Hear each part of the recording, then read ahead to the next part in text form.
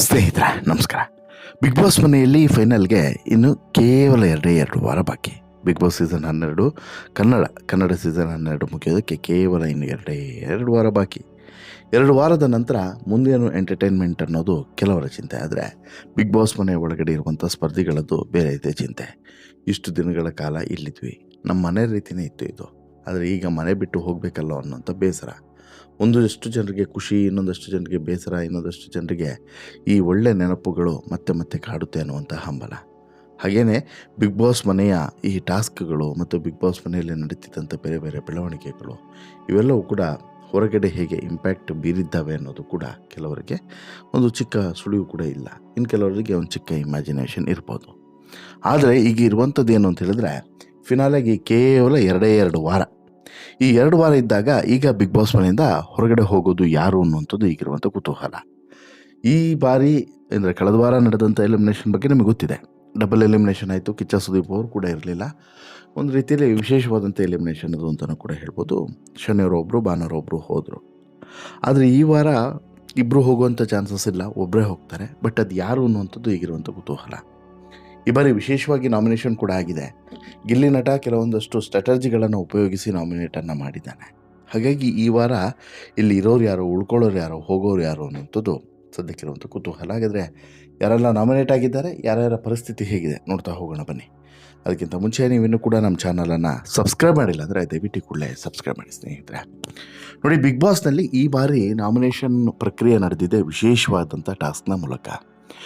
ಈ ಬಾರಿ ಗಿಲ್ಲಿ ನಟ ಅವರು ಕ್ಯಾಪ್ಟನ್ ಆಗ್ತಾರೆ. ಒಂದು ಕೆಂಪು ಬಾವುಟವನ್ನು ಇಡಲಾಗಿರುತ್ತೆ. ಆ ಬಜರ್ ಆದ ತಕ್ಷಣ ಓಡಿ ಹೋಗಿ ಆ ಕೆಂಪು ಬಾವುಟವನ್ನು ಯಾರು ಕಿತ್ಕೊಳ್ತಾರೋ ಅವರಿಗೆ ನಾಮಿನೇಷನ್ ಮಾಡುವಂಥ ಅಧಿಕಾರ ಇರ್ತದೆ.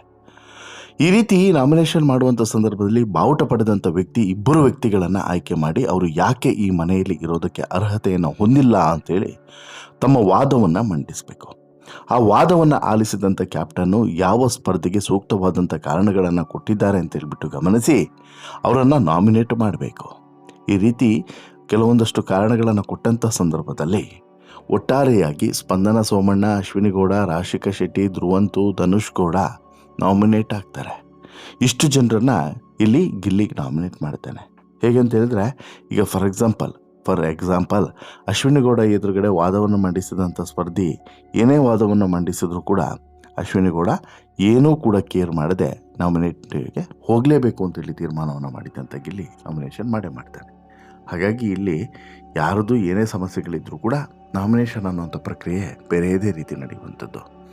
ಇನ್ನು ಈಗ ಧನುಷ್ ಗೌಡ ಕೊನೆಯ ಕ್ಯಾಪ್ಟನ್ ಆಗಿ ಟಿಕೆಟು ಫಿನಾಲೆಯನ್ನು ಪಡೆದಿರೋದ್ರಿಂದ ಉಳಿದವರಲ್ಲಿ ಯಾರು ಹೊರಗಡೆ ಹೋಗ್ತಾರೆ ಅನ್ನುವಂಥದ್ದು ಈಗಿರುವಂಥ ಕುತೂಹಲ. ಅಲ್ಲಿಗೆ ಧನುಷ್ ಹೊರಗಡೆ ಹೋಗುವಂಥ ಚಾನ್ಸಸ್ಸು ತುಂಬ ಕಡಿಮೆ. ಟಿಕೆಟು ಫಿನಾಲೆ ಕೂಡ ಬಂದಿರೋದ್ರಿಂದ ಬಹುಶಃ ಸೇವ್ ಆಗ್ಬೋದು. ಆದರೆ ಉಳಿದಂಥವ್ರಿಗೆ ಅಂತಹ ಪರಿಸ್ಥಿತಿ ಇಲ್ಲ. ಇನ್ನು ಯಾರು ಎಲಿಮಿನೇಟ್ ಆಗೋದಿಲ್ಲ ಅಂತೇಳಿ ಕೇಳಿದ್ರೆ, ದೊಡ್ಡ ಮನೆಯಲ್ಲಿ ಆರಂಭದಿಂದನೂ ಕೂಡ ಅಶ್ವಿನಿ ಗೌಡ, ಧ್ರುವಂತು ಇರೋದು ಗೊತ್ತೇ ಇದೆ. ಅವರಿಬ್ಬರು ಸಾಕಷ್ಟು ಸೌಂಡ್ಗಳನ್ನು ಕೂಡ ಮಾಡ್ತಿದ್ದಾರೆ. ಆದರೆ ಇವರು ಉಳಿದವರು ಅಷ್ಟಾಗಿ ಇವರಷ್ಟು ಸೌಂಡ್ ಇಲ್ಲ, ಇವರಷ್ಟು ಇದ್ದೀವಿ ಅನ್ನೋದನ್ನು ತೋರಿಸ್ಕೊಳ್ಳಲ್ಲ. ಹಾಗಾಗಿ ಇವರಿಬ್ಬರೇ ಸೇವ್ ಆಗೇ ಆಗ್ತಾರೆ ಅನ್ನುವಂಥದ್ದು ಯಾರು, ಅಶ್ವಿನಿ ಗೌಡ ಮತ್ತು ಧ್ರುವಂತು. ಇನ್ನು ರಾಶಿಕಾ ಶೆಟ್ಟಿ, ಸ್ಪಂದನ ಸೋಮಣ್ಣ, ಕಾವ್ಯ ಶೈವ ಮಧ್ಯೆ ರಾಶಿಕಾ ಅವರು ಚೆನ್ನಾಗಿ ಟಾಸ್ಕನ್ನು ಆಡಿದ್ದಾರೆ. ಉಳಿದವರು ಟಾಸ್ಕ್ ಆಗಲಿ ಅಡುಗೆ ಮನೆಯಲ್ಲಾಗಲಿ ಕಾಣಿಸ್ಕೊಂಡಿಲ್ಲ. ಅದರಲ್ಲಿಯೂ ಕೂಡ ಸ್ಪಂದನ ಅವರು ಆಟವನ್ನೇ ಆಡಿಲ್ಲ, ಮನೆ ಕೆಲಸ ಮಾಡಿಲ್ಲ, ಅಡುಗೆಯನ್ನು ಮಾಡೋದೇ ಇಲ್ಲ. ಇನ್ನು ಇದ್ದಾರೆ ಅಂತ ಹೇಳ್ಬಿಟ್ಟು ಸೌಂಡ್ ಕೂಡ ಮಾಡ್ತಿಲ್ಲ. ಮಾಳುಗಿಂತ ಮುಂಚೆನೇ ಸ್ಪಂದನ ಹೊರಗಡೆ ಹೋಗಬೇಕಾಗಿತ್ತು ಅನ್ನೋಂಥ ಅಭಿಪ್ರಾಯ ಇತ್ತು. ಬಟ್ ಕಳೆದ ವಾರನೂ ಕೂಡ ಸೇವ್ ಆಗ್ತಾರೆ, ಮಾಳು ಹೊರಗಡೆ ಹೋಗ್ತಾರೆ. ಸೊ ದಟ್ ಅಲ್ಲೂ ಕೂಡ ಅದೃಷ್ಟ ಕೈ ಹಿಡಿಯುತ್ತೆ. ಹೀಗೆ ಇಲ್ಲಿ ಎಲ್ಲೆಲ್ಲಿ ಹೋಗ್ತಾರೋ ಅಲ್ಲೆಲ್ಲದೂ ಕೂಡ ಸೇವ್ ಆಗುವಂಥ ಅವಕಾಶ ಸಿಕ್ಕಿದೆ. ಹೀಗಾಗಿ ಈಗ ಇರುವಂಥ ಕುತೂಹಲ ಏನು ಅಂತ ಹೇಳಿದ್ರೆ, ಯಾರು ಉಳಿತಾರೆ, ಯಾರು ಹೋಗ್ತಾರೆ, ಯಾರು ಹೋದರೆ ಏನಾಗುತ್ತೆ ಅನ್ನುವಂಥದ್ದು. ಈಗ ಒಬ್ಬೊಬ್ಬರದ್ದೇ ಸ್ವಲ್ಪ ಹಿಸ್ಟ್ರಿಯನ್ನು ನೋಡೋದಾದರೆ ಸ್ನೇಹಿತರೆ, ಈ ಬಾರಿ ನಾಮಿನೇಟ್ ಆಗಿರುವಂಥ ಪ್ರತಿಯೊಬ್ಬರದ್ದು ಕೂಡ ಒಂದೊಂದು ರೀತಿಯಾದಂತಹ ಡ್ರಾಬ್ಯಾಕ್ಗಳು ಇದ್ದಾವೆ. ಆ ಒಂದು ಡ್ರಾಬ್ಯಾಕ್ನ ಮೇಲೇ ಈ ಬಾರಿ ನಾಮಿನೇಷನ್ ಅನ್ನೋದು ನಡೆದಿದೆ. ಈ ಬಾರಿ ನಡೆದಿರುವಂಥ ನಾಮಿನೇಷನ್ನಲ್ಲಿ ಬಹುಶಃ ಅವರು ಇವರು ಅಂತಲ್ಲ, ಒಳ್ಳೊಳ್ಳೆ ಸ್ಪರ್ಧಿಗಳೇ. ಯಾಕಂತ ಹೇಳಿದ್ರೆ ಇಲ್ಲಿವರೆಗೆ ಇದ್ದವರು ಏನು ಜೊಳ್ಳುಗಳಲ್ಲ, ಒಳ್ಳೆಯವರೇ ಇರ್ತಾರೆ, ಸ್ಟ್ರಾಂಗ್ ಇರೋರೇ ಇರ್ತಾರೆ. ಹಾಗಿದ್ರೂ ಕೂಡ ಅವರು ಹೊರಗಡೆ ಹೋಗೋದಕ್ಕೆ ನಾಮಿನೇಟ್ ಆಗಿದ್ದಾರೆ ಅಂತ ಹೇಳಿದ್ರೆ ಏನಾದರೂ ಒಂದು ಬಲವಾದಂಥ ಕಾರಣ ಇರಲೇಬೇಕಲ್ವ.